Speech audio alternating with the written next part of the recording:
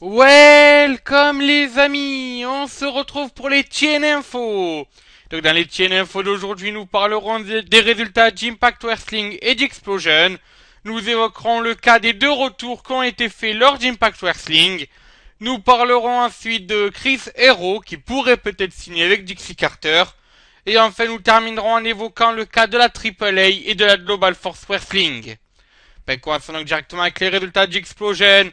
Et le match de cette semaine opposait mon lutteur de la fédération virtuelle, la Wrestling for Glory, James Storm, face à Davey Richard. Et c'est le Cowboy qui s'est imposé. C'est un super kick dans la face de l'American Dragon. Justement, en parlant de la Wrestling for Glory, je tiens à rappeler que vendredi, il y aura Friday Night Breakdown avec un Steel Cage match entre James Storm et Rey Mysterio. La mallette de James Storm est en jeu. Le masque de Rey Mysterio aussi. Attention, entre les deux monte déjà depuis quelques jours. Donc n'hésitez pas à lire Friday Night Breakdown. Ça arrivera vendredi sur wrestlingfootball.zoo.it. Voilà, continuons maintenant avec les résultats d'Impact Wrestling. Et donc le show s'est ouvert avec une personne qui a fait son retour. C'est bien sûr le Hell Kitchen Bully Ray qui a fait son retour à Impact Wrestling et qui sera l'arbitre spécial du main event de la soirée.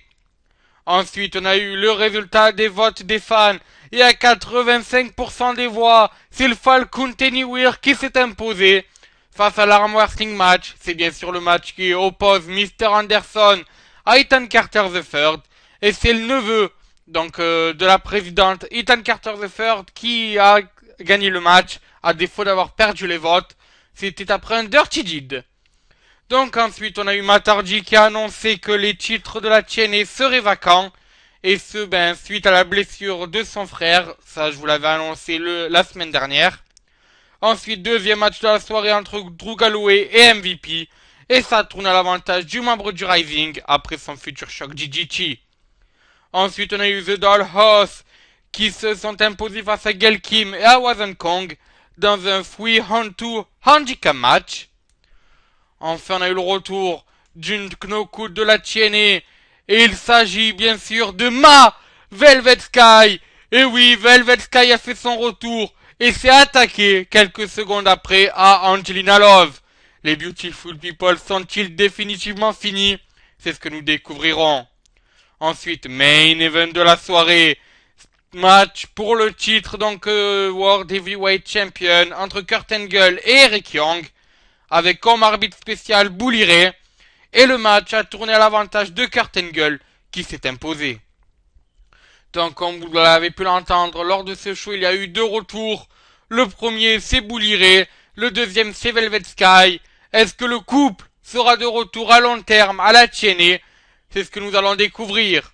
Pour Velvet Sky, la réponse à première vue serait oui, vu que la Knockouts aurait signé un contrat sur du moyen terme avec Dixie Carter. Par contre, pour Bully Ray, à première vue, ça ne serait qu'un one-shot, vu qu'aucune autre annonce de contrat a été faite depuis. Voilà, passons donc à la suite de cette chaîne info et parlons donc de Chris Hero. Est-ce que les rôles de tout le monde, est-ce que l'ancien King of Wrestling va signer à la TNA? À première vue, oui, vu que ce dernier, aussi connu sous le nom de Kaizus Ohno à NXT, même s'il n'est resté que très peu de temps, était dans les bureaux de Dixie Carter. C'était lors des enregistrements d'Impact Wrestling. Donc est-ce que nous le verrons dans quelques semaines à la TNA? C'est ce que nous découvrirons. Ensuite parlons maintenant de la Global Force Wrestling. Et Dixie Carter vient de taper du poing sur la table et a interdit à tous ses lutteurs de se rendre dans un show de la Global Force Wrestling, et ce quel que soit le motif.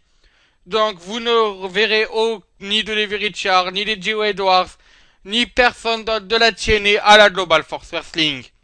Bien sûr, Dixie a fait ça pour limiter la concurrence, étant donné que Destination America a fait une sortie en disant qu'il regrettait d'avoir signé la TNA.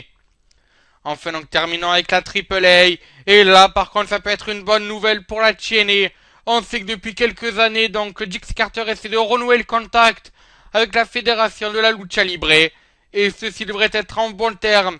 Déjà parce que elle a le droit d'amener 3 personnes à la Coupe du Monde de la Lucha Libre. Donc, mais ça, j'ai annoncé les 3 noms.